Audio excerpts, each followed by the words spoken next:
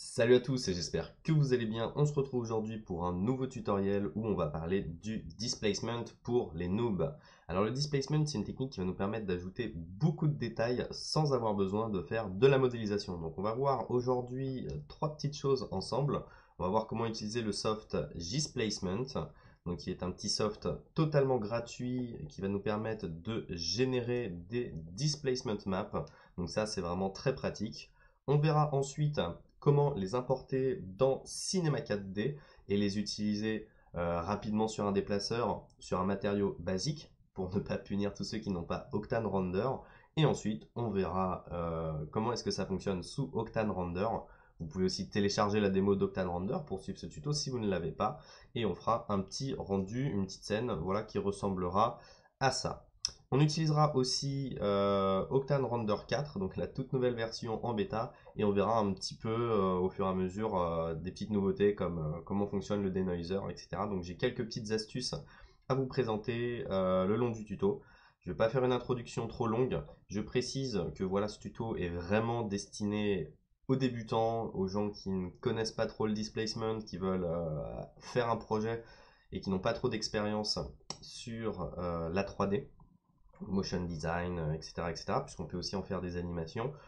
Sur la chaîne YouTube, vous avez en haut à droite le langage de la vidéo, donc les vidéos françaises ou anglais. Et en bas à gauche, maintenant, il y a le niveau. Donc maintenant, quand vous voyez une vidéo intermédiaire, c'est plutôt des tutos avancés qui s'adressent à des personnes qui veulent aller plus loin. Là, il y a marqué débutant, donc vraiment, on prend les choses de base et je pars du principe que vous ne connaissez pas ce que je vais vous montrer. Je pars juste du principe que vous avez déjà ouvert Cinema 4D, que vous savez un petit peu comment fonctionne l'interface.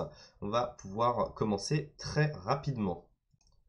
Voilà, donc on va parler des petits prérequis avant de commencer ce tutoriel. Je vous invite à écouter cette petite partie et faire pause juste après pour que vous puissiez télécharger Gisplacement et la démo d'Octane Render si vous n'avez pas encore le soft. Donc Gisplacement, il y aura le lien dans la description. Il se télécharge de manière très facile. Il suffit de choisir la version que vous avez envie de télécharger et de mettre le soft dans un dossier. Il suffira de cliquer sur l'exe et il va se lancer. Voilà un petit aperçu aussi des choses qu'on peut faire avec. Je vous invite aussi à aller sur le site de Octane Render pour le télécharger. Donc le site de Otoy, home.otoy.com. Vous tapez juste Otoy dans Google. Vous avez Render et vous allez pouvoir aller dans Démo. Et ici, vous pourrez télécharger une démo de Cinema 4D hein, directement pour Cinema 4D. Hein, c'est limpide. Petite parenthèse pour tous ceux qui seraient aussi nouveaux sur la communauté, je vous invite à rejoindre le groupe Facebook qu'on a, donc qui est un groupe de partage et d'entraide. Vous pouvez poser des questions, partager vos rendus, partager vos inspirations. C'est très important aussi de partager ce qui vous inspire, les travaux que vous aimez des autres. On fait aussi des événements physiques, donc tous ceux que ça intéresse, eh bien, renseignez-vous, tenez-vous au courant sur la communauté. Généralement, il y a des petites annonces sur le groupe, sur le Discord, sur la page, etc. etc. Donc, il y a des petites conférences, ça permet de se rencontrer avec la communauté. Il y a beaucoup de vidéos sur la chaîne, donc comme j'ai expliqué, voilà, il y a du niveau débutant, il y a du niveau avancé, il y a du français, il y a du anglais. N'hésitez pas à naviguer, à utiliser la barre de recherche pour trouver du contenu qui vous inspire. Et dernière activité qu'on a aussi, c'est notre Instagram de repartage. Donc si vous faites des beaux rendus, n'hésitez pas à utiliser le hashtag MDCommunity. Et tous les jours, je reposte 6 rendus, voilà, que ce soit de la 2D, de la 3D, de l'illustration ou des fois de l'image fixe sur la page. Donc voilà, dans le but d'inspirer les gens. Donc si vous êtes en quête d'inspiration, n'hésitez pas à vous abonner à la page tous les jours. Il y a des petites choses plutôt sympas qui sont mises en avant. On va pouvoir commencer tout de suite le tuto. Je vous invite maintenant à faire pause si ce n'est pas fait, d'aller checker dans la description, go sur Winemill pour télécharger Displacement et go sur Otoy Octane Render. Installez-les et une fois que c'est fait, on va pouvoir commencer ensemble. Et on va maintenant rentrer dans le vif du sujet où on va voir comment créer ces super détails directement sans avoir à les modéliser. Donc la première chose qu'on va faire, c'est qu'on va ouvrir un nouveau fichier Cinema 4D. Voilà, comme ça on a une petite scène de prête. Je n'ai pas oublié, je vais aussi vous montrer comment est-ce que ça fonctionne sur le déplaceur et avec les matériaux de base de Cinema 4D. Voilà, donc on va cliquer sur Displacement et on va l'ouvrir. Alors comme ça, Displacement il peut paraître un petit peu compliqué, mais je vous assure il est très simple. Donc toutes ces petites boules, ça représente eh bien, des maps différentes. Displacement il est pas mal parce qu'il a un digital guide. Donc on va pas lire ensemble parce que je suis sûr que vous savez lire. Donc si vous avez envie de vous plonger un petit peu plus dedans, allez-y. Deuxième chose, les paramètres sont assez limpides. Il suffit tout simplement de regarder un petit peu ce qui se passe, de cliquer sur une map, de voir ce que ça produit. Vous changez un paramètre, vous vous rendez compte de ce que ça fait. Tout est vraiment très transparent. Save 8, save normal, save color, colorize. C'est vraiment super pratique. Donc il y a 5 modes différents qui sont tous plutôt cool. Il y a certains modes eh bien, qui possèdent plusieurs autres modes. Hein. Donc ça va nous permettre de pouvoir générer beaucoup de types de displacement différentes ou de maps. Hein. Ça peut être utile par exemple pour faire des lumières sur une ville futuriste à la Blade Runner. Donc nous on va aller sur Displacement 2. Vous êtes là, vous êtes avec moi. On clique sur Displacement 2. On va rester très simple. On va rester sur Classic Set. On va générer une map. On va changer un tout petit peu les itérations. Voilà, pour se passer à un chiffre autour de 250, 240. On va recliquer pour générer la map. Et ensuite, ce qu'on va faire, c'est qu'on va sauvegarder la 8, la normale et la color. Donc là, il me dit qu'il travaille. Il faut le croire. Et une fois qu'il a fini, on va sauvegarder le tout. Donc là, je vais faire Save 8 et je vais me créer un nouveau dossier. Donc tout ça, c'est mes anciennes maps. Je vais faire un nouveau dossier. Je vais appeler ça tuto. Comme vous avez vu, j'avais déjà fait les tests avant de vous présenter le tuto. Et je vais cliquer sur enregistrer. Là, il faut attendre que ça enregistre un petit peu et il va me générer une super belle map. Alors, il faut quand même veiller à vérifier que ça s'enregistre bien, puisque ça peut arriver qu'il y ait des petites erreurs d'enregistrement. Là, c'est bon, c'est bien enregistré, on est content. Mais si vous avez une miniature qui est corrompue, eh bien, il y a certaines retouches que vous n'allez pas pouvoir faire. Et ça peut être un petit peu handicapant, puisque moi, je vais vouloir retoucher un petit peu tout ça. Donc, deuxième chose que je vais faire, c'est que je vais cliquer sur Save Normal. Donc là, il faut que j'attende un petit peu, voilà, et que je sauvegarde le tout. En fait, c'est si vous cliquez trop rapidement sur un autre bouton, eh bien, ça peut créer des petites corruptions. Donc là, c'est bien, on va aller dans Colorize, on va choisir ce dégradé, et ça, eh bien, je vais venir le sauvegarder aussi et je viendrai le retoucher. Donc on peut utiliser un Photoshop, on peut utiliser un After Effects. Il y a plein de moyens différents qui vont nous servir à retoucher notre image. Donc là, ça a plutôt bien marché pour les trois, mais voilà, si vous pouvez vous retrouver avec une image corrompue comme ça, si c'est le cas, recliquez et puis attendez, voilà, faites pas trop d'opérations de sauvegarde en même temps. Là, on va être paré pour préparer nos fichiers. Donc moi, j'utilise After Effects pour faire mes retouches photo parce que je l'utilise tout le temps en vidéo. Je vais juste utiliser des courbes, ça va très bien aller. Vous n'êtes pas obligé de faire cette étape, mais je vous conseille quand même de la faire puisque je préfère le faire en pré-prod plutôt qu'en post-prod dans Octane avec un color node. Donc mettez votre map dans un After Effects ou dans un Photoshop. Encore une fois, ce n'est pas une étape nécessaire, mais je vais juste venir augmenter le contraste de ma map. Je vais rajouter une petite courbe en faisant un CTRL-ALT-Y pour avoir un calque d'effet. Et je vais venir chercher mon effet courbe. Donc vous voyez, j'ai des petits raccourcis. Sinon, vous pouvez aussi taper le tout dans vos effets que vous allez peut-être trouver ici. Voilà, effet et paramètres prédéfinis. Vous tapez courbe et vous allez trouver les courbes. Comme vous pouvez le voir, After Effects, il est toujours aussi réactif. Ça fait plaisir. Voilà, et maintenant, eh bien, je vais venir me faire quelque chose d'extrêmement contrasté pour me faire un blend matériel. Alors, à quoi ça va servir mon blend matériel? Eh bien, ça va me servir dans Octane à venir appliquer des matériaux sur sur les parties blanches et d'autres sur les parties noires. Donc une fois que je suis content, je vais enregistrer l'image sous. On va enregistrer ça au format PNG. Hop, je reviens dans mes images, images 3D, hop, displacement, tuto, je vais appeler ça mix, je clique sur enregistrer et hop.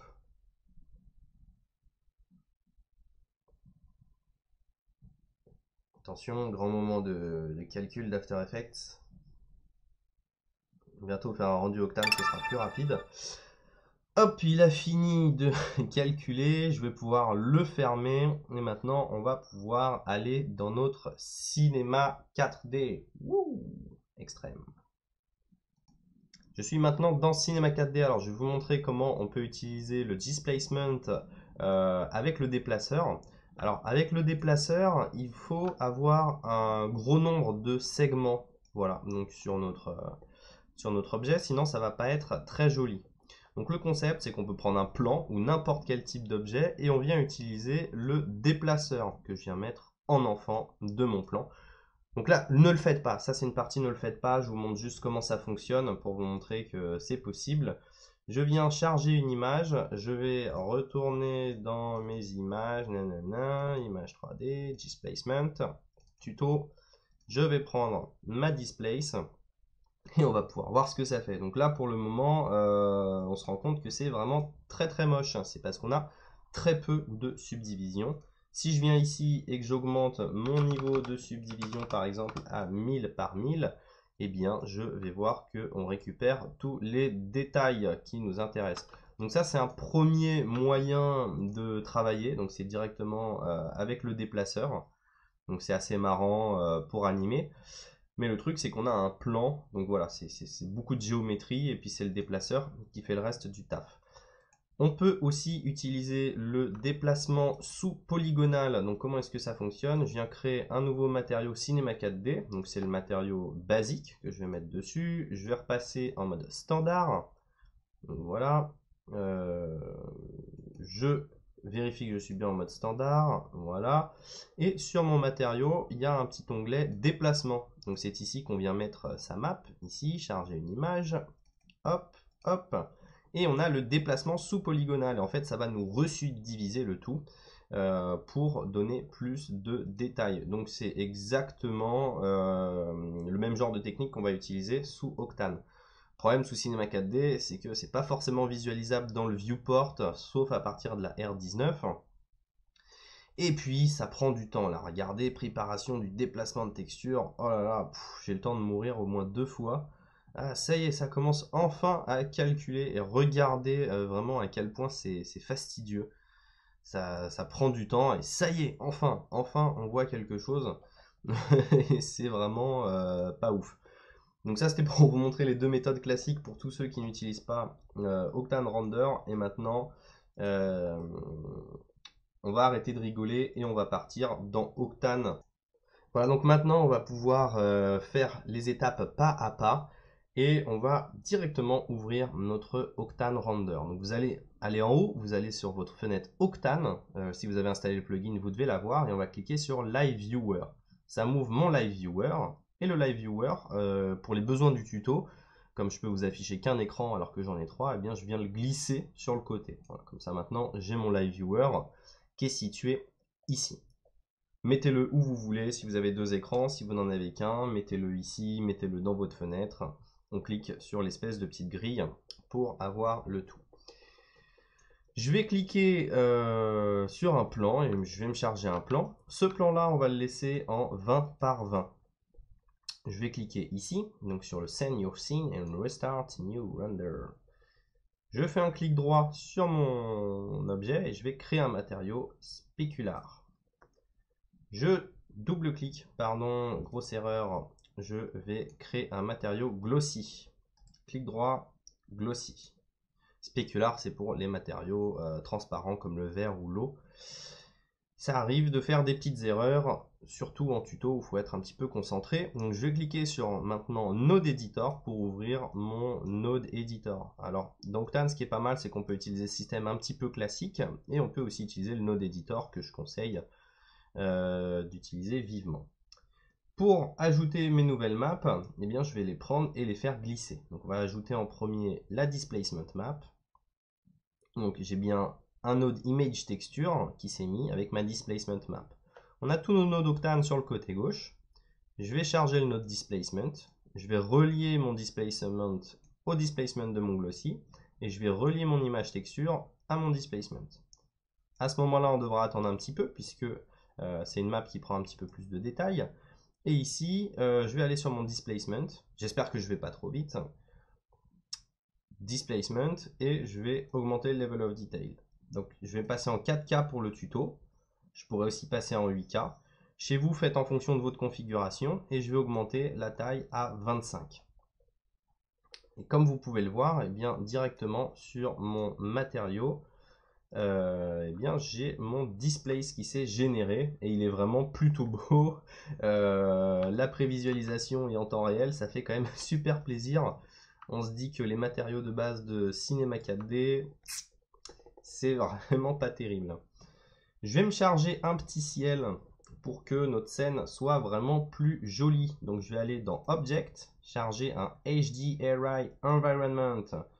Vous pouvez le faire. Je ne sais pas si vous connaissez le principe du ciel HDR, mais le principe du ciel HDR, c'est qu'on vient charger une image en point HDR. Donc généralement, c'est des ciels sphériques qui vont permettre d'ajouter tout simplement un éclairage et des réflexions sur notre scène. Donc par exemple, si je prends le Abandoned Hut, eh bien ça va m'éclairer la scène selon cet environnement. Donc, comme on peut le voir, j'ai une map, j'ai un ciel 3D tout autour qui vient éclairer ma map. Donc c'est le principe d'illumination globale qui est géré par Octane avec des rayons et tout. C'est vraiment très très cool et ça donne des résultats très beaux très rapidement. Donc ça, vous pouvez le faire. Si vous n'avez pas de map HDR, chargez tout simplement une Light Octane Daylight. Ça fera aussi le taf. C'est un petit peu moins beau. Hop, Octane Daylight. Vous pouvez aller sur l'expression ici, Cinema 4D. Vous allez sur base, vous cliquez sur activer. Et maintenant, on fait quelques petits réglages. Donc propriété, par exemple, on peut se mettre à 18 heures. Et on aura un éclairage un peu moins beau, mais ça restera quand même sympathique. Et sur l'autre tag, parce qu'il y a deux tags de soleil, vous pouvez venir changer la turbidité, vous pouvez changer le power et le north offset pour changer les ombres. Donc ça permet quand même de faire quelque chose. Moi, je vais rester sur mon Octane Sky. Donc, je vous ai montré les deux possibilités. On peut aussi mixer les deux. Hein. Je peux aussi aller ici et cliquer sur Mix Sky Texture. Voilà. Et là, j'ai un mix des deux tout simplement. Donc là, je peux contrôler mes ombres. Et j'ai quand même ma map HDR qui vient éclairer un petit peu mon sol. Voilà. On a un setup qui est prêt pour venir travailler nos matériaux. Qu'est-ce qu'on va faire maintenant? On va aller sur notre matériau et on va aller dans le node editor et on va venir faire glisser nos nouveaux nodes. Hop, je vais essayer de l'adapter à la fenêtre. Voilà, c'est vraiment pourquoi je vous conseille d'avoir plusieurs écrans, c'est pour éviter tout ça. Je fais glisser la normal map. La normal map, je la mets là-dedans. Hop, ça va me permettre d'ajouter encore un peu plus de détails. Et je viens glisser mon mix pour faire un petit mix de différents matériaux. Pour venir ajouter un petit mix de différents matériaux, on va faire un mix mat. Donc vous pouvez utiliser des textures. Moi, je vais utiliser simplement des couleurs très très simples. Et je vais aller prendre des RGB Spectrum. Donc je vais en prendre un premier. Je vais cliquer sur CTRL et je vais le dupliquer. Donc le principe, c'est qu'on a cette image, on a deux RGB Spectrum et on va prendre un mix. Et donc on va mixer les deux RGB Spectrum et cette image. Hop.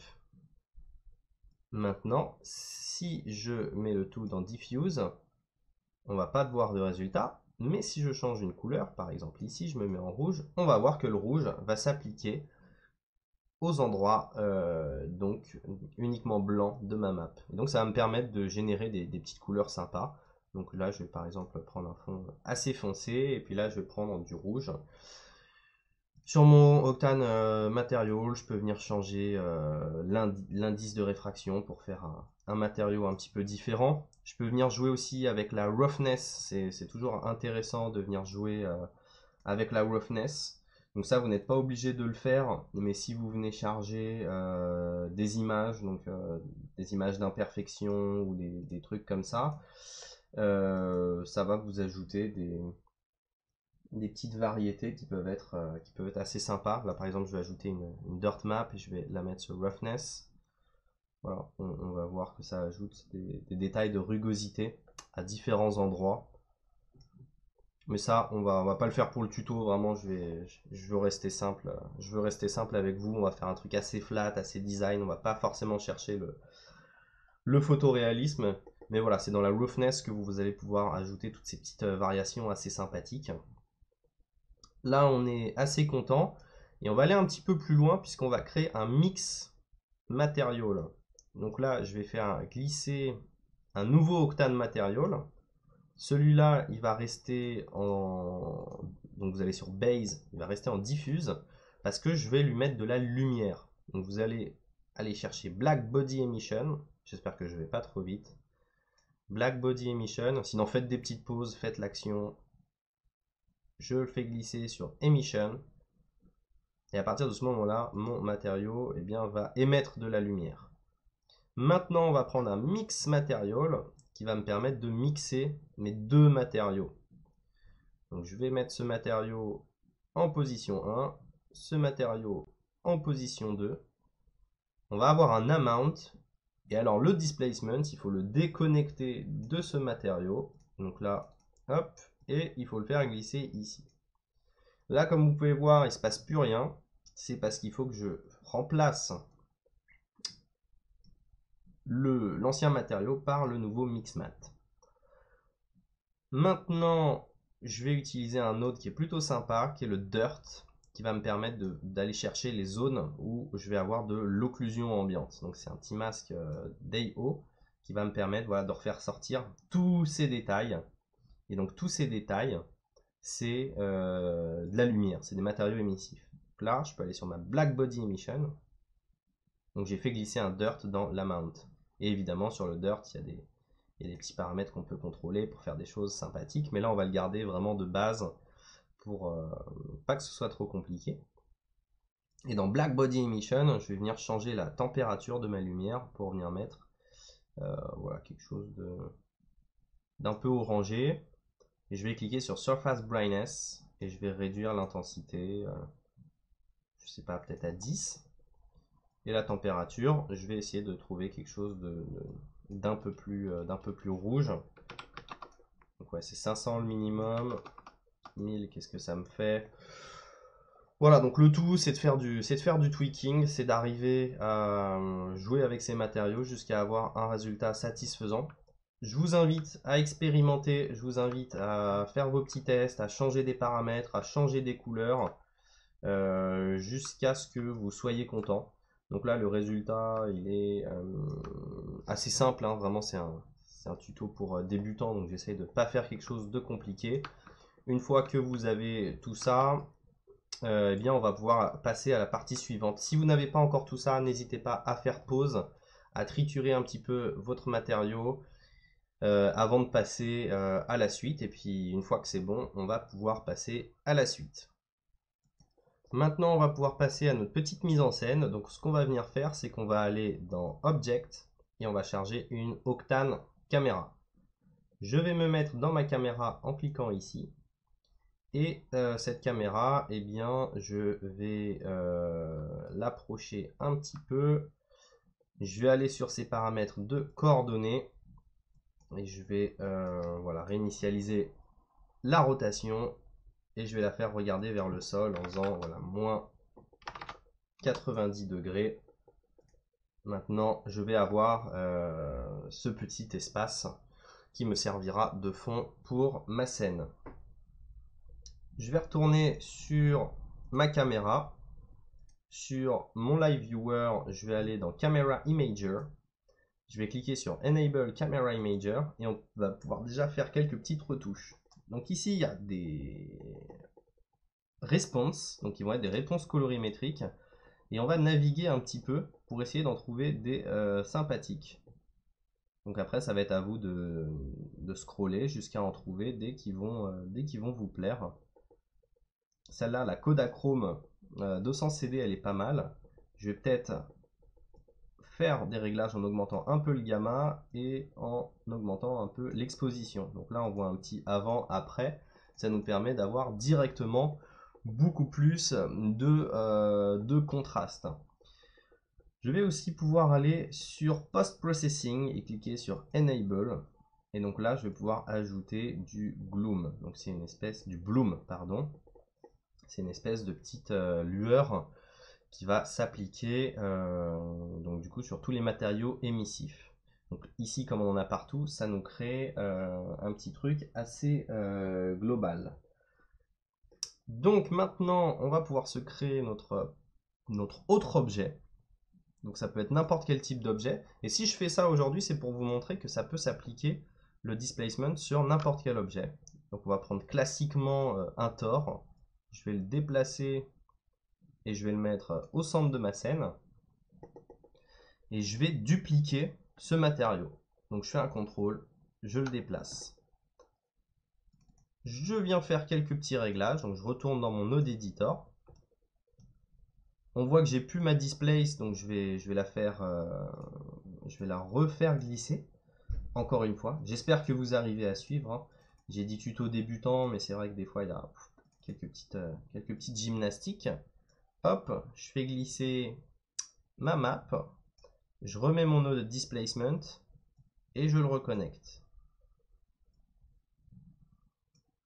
Je fais glisser ça donc du coup sur mon tore. Hop, hop, hop. Et je viens faire quelques petits changements. Donc sur le displacement, on va forcément augmenter la qualité. Je vais réduire l'amount, peut-être à 5. Et je vais changer un petit peu la manière dont il est projeté. Alors il y a plusieurs moyens, soit on peut le faire avec les nodes Projection sur les maps, ou sinon je vais aller sur ma texture, et ici je vais changer la longueur en X et Y. Donc par exemple là je vais mettre 50. Et ici, je peux mettre d'autres valeurs. Donc là, ça va me permettre d'avoir un visuel un petit peu différent. Je peux aussi retourner sur ce matériau et venir mettre des couleurs un peu plus foncées dans mon mix texture pour que mon objet principal se détache un petit peu mieux. Hop, RGB Spectrum. Voilà. Hop, hop. Là, on a un fond très lumineux, donc du coup, avec ce matériau, Emission, et le Emission, je peux le mettre à une valeur plus faible, ce qui me permet de détacher mon premier et mon deuxième plan. Et maintenant, on va ajouter du flou, du blur. Donc, je vais aller dans mes objets, je retourne sur mon Octane Tag, et je vais aller dans Camera Imager, Scene Lens, pardon. Je décoche autofocus et je vais augmenter l'ouverture. Donc l'ouverture, je vais la mettre peut-être à 2. Et ici, je viens sur ce petit Peak Focus paramètre et je viens choisir mon tore. Et donc maintenant, ça m'a pris mon tore et ça va m'appliquer du flou sur mon fond. Donc là, il n'y en a toujours pas assez. Je vais mettre à 5. Et donc là, on va vraiment avoir un premier plan détaché du second plan grâce au flou. J'en suis assez content. Ici, on avait des petites zones qui commencent à un peu moins bien marcher. Donc je peux retourner dans mon Camera Imager et on a un paramètre qui s'appelle le Hot Pixel Removal qui va nous permettre de supprimer certains hot pixels si ça ne nous plaît pas. Moi j'aime bien le petit charme que ça donne ici, ça peut donner un petit comme un petit flair qu'on peut venir ajouter aussi en post-production. Je peux cliquer sur Post-Processing, voilà, on voit que ça s'intensifie un petit peu. Et dans Glare Power, je peux aussi venir l'intensifier. Voilà, ça me fait cette espèce de petite étoile. Après, c'est à moi de venir jouer sur les paramètres qui me plaisent. Donc ça, c'est juste du perso. Mais voilà, je peux venir moi-même jouer un petit peu avec tous ces petits paramètres qu'on va pas trop toucher pour rester sur quelque chose d'assez agréable visuellement. Et je commence à être assez satisfait de mon image. Donc ça peut être une animation, hein. Le but, si je vous montre tout ça, c'est qu'après on peut tout animer, et comme on est en train de faire de la 3D, on peut faire du motion design, donc commencer à animer sa sphère, son tore, commencer à faire bouger les circuits. Enfin, il y a vraiment pas mal de choses à faire. Donc là, je vais pouvoir faire un rendu et je vais vous montrer comment j'ai fait la post-production. Dernière chose que je vais vous montrer, c'est dans les nouveautés de Octane. Il y a le denoiser. Donc le denoiser, il est vraiment super puissant. Le denoiser, il s'active dans Camera Imager. Donc normalement, vous ne pouvez pas encore l'avoir parce que c'est une bêta. C'est pour tous ceux qui ont déjà acheté le truc et puis qui sont sur les forums de Octane. Donc, mais par exemple, je vais mettre 100 samples uniquement. Donc ça va me faire un résultat qui va être potentiellement assez noisy, avec du grain. Et dans Camera Imager, je vais avoir le denoiser. Et si je l'active, je vais avoir une nouvelle passe. Hop. S'il vous plaît. Non. Non, il ne me la met pas. Pourquoi? Alors j'ai changé de version de Octane. Je suis passé sur un nouveau truc. Mais pourquoi il me met pas ma... Pourquoi est-ce qu'il me met pas ma map de denoise? Je ne sais pas. Je ne sais pas. Ça marchait hier avec la version X machin 1. Et puis là, j'ai installé la 2 et ça ne marche pas. Dommage, je voulais vous montrer le denoiser aujourd'hui. Ben, ce sera raté. Donc, je vais mettre mes petits paramètres de rendu. Donc, faites comme moi. Passer de Direct Lighting à Pace Tracing. Je vais me mettre en 1024. Donc, j'ai fait une formation complète sur tuto.com sur Octane Render. Donc là, par contre, je ne vais pas vous expliquer tout ce que je fais en détail. Diffuse Depth 4, 4. Filter Size 1.2. GI Clamp 1. Keep Environment. Coherent Ratio, je vais mettre à 0.2. Pass Term Power, je peux mettre à 0.8. Je vais augmenter ces deux paramètres puisque je fais un rendu. Et je vais aussi cliquer sur Adaptive Sampling. Et maintenant, je vais pouvoir lancer mon rendu et on va pouvoir se retrouver après. Et juste après mon rendu, je vais essayer de refaire quand même fonctionner ce denoiser pour vous le montrer. Donc maintenant, une fois que vous avez fini tous vos petits paramètres, on va pouvoir lancer un rendu. Donc là, je vais cliquer sur ce paramètre et on se retrouve juste après. Et j'ai trouvé d'où venait mon erreur. Je m'en excuse, j'étais dans les paramètres généraux. Donc c'est vrai qu'on a un premier Camera Imager, mais celui-là se désactive si on active le Camera Imager de sa Octane Camera. Donc tout bêtement, en fait, j'ai essayé de l'activer sur le Camera Imager global. Mais en fait, il fallait tout simplement l'activer sur le Camera Imager de sa Octane Camera. Petite erreur d'inattention, c'est parce que j'ai été concentré dans le tuto. Donc maintenant, je vais pouvoir l'activer ici et on va voir la nouvelle passe qui apparaît. Donc je vais aller dans mes kernels et je vais juste me mettre par exemple 20 samples pour vous montrer. Donc je relance mon rendu. 20 samples, ça va aller très très vite. Et là, je vais pouvoir cliquer sur ma map, sur mon denoiser. Et là, on voit déjà à quel point ça a pu travailler avec si peu de samples. Donc par exemple, si je passe à 128 samples, hop, là on voit la différence. Il y a quand même une sacrée étape de lissage. Par contre, ça nous fait apparaître des petites erreurs sur certaines zones. Mais on peut imaginer que vraiment dans le futur, ça soit quand même très très utile. Voilà, hop. Ça fait quand même un super taf. Et puis 128 samples, c'est quand même très bas. Là, regardez, ça nous lisse quand même pas mal le tout. Je sais pas si on peut trop voir sur YouTube. Mais à partir de 500 samples, avec une phase de denoiser, je vais vraiment pouvoir avoir un résultat plutôt lisse. Hop. Voilà, donc c'est juste pour vous montrer la petite feature qui est toute nouvelle. Je suis trop content, tout le monde était super excité à propos de ça. Et puis moi, voilà, j'en avais même oublié qu'on pouvait la trouver dans le Camera Imager de sa Octane Camera.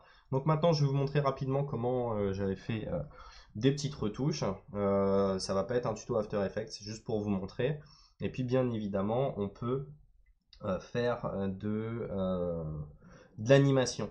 Donc on peut vraiment faire beaucoup de choses avec le displacement. Par exemple, ça c'est un petit rendu que j'ai fait hier. Toutes les montagnes sont générées avec des displacement maps. Donc ça vient d'un autre software qui s'appelle World Machine. Il y a des tutos sur la chaîne. Donc ça c'est du displacement. Waouh, ça c'est du displacement. Voilà, ça aussi c'est du displacement. Donc tout ça c'est des trucs mis sur un plan. Donc ça permet de faire vraiment beaucoup de choses super sympas. Et voilà, avec Sylvain, on est en train de préparer une petite formation assez sympa pour vous apprendre à refaire des artworks et des personnages comme ça. Donc il y aura beaucoup de choses. Il y aura de la modélisation, il y aura du ZBrush, il y aura du Octane.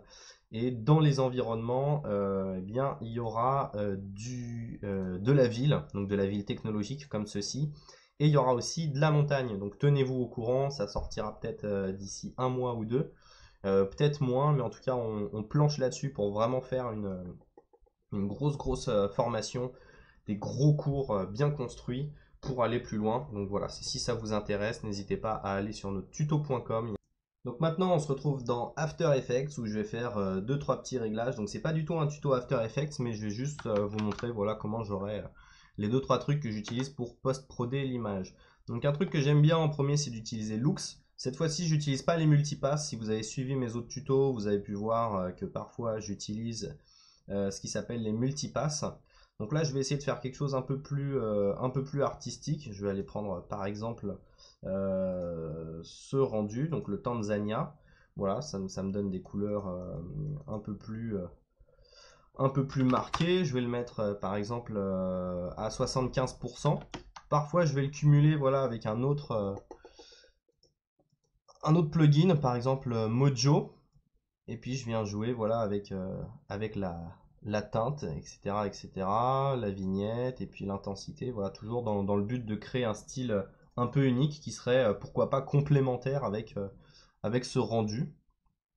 Voilà. Et ce que j'aime bien faire aussi, c'est utiliser Finisher, donc de la suite Universe, et ça me permet d'ajouter en tout cas un petit peu plus de détails et de clarté. Donc ça renforce aussi parfois le grain, mais ça permet de renforcer tout ça. Et une petite vignette, c'est toujours cool de mettre une petite vignette sur son image. Et donc là, on a terminé son rendu, et ce qui est génial, c'est qu'on aurait pu en faire une animation. Dernière touche du chef, je vais aussi mettre un optical flare. Donc ça, vraiment, c'est pas une partie qui fait partie du tuto, c'est juste pour vous montrer, peut-être pour vous débloquer des idées, vous dire ah ouais, mais sur un rendu 3D, c'est vrai, on peut faire de la post-prod, on peut ajouter des trucs, etc., etc. Donc voilà, je vais lui donner peut-être une couleur un peu orangée. Hop, hop. Voilà, tac. Peut-être que je viens le baisser.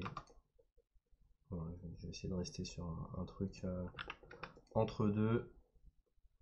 Voilà, et je trouve le résultat assez sympa. Donc je vais sauvegarder mon image et qui peut être une vidéo. Hein. C'est ça qui est bien. Vous pouvez faire tourner le cercle, faire s'extruder certaines parties, faire des zooms. Enfin, il y a vraiment énormément de choses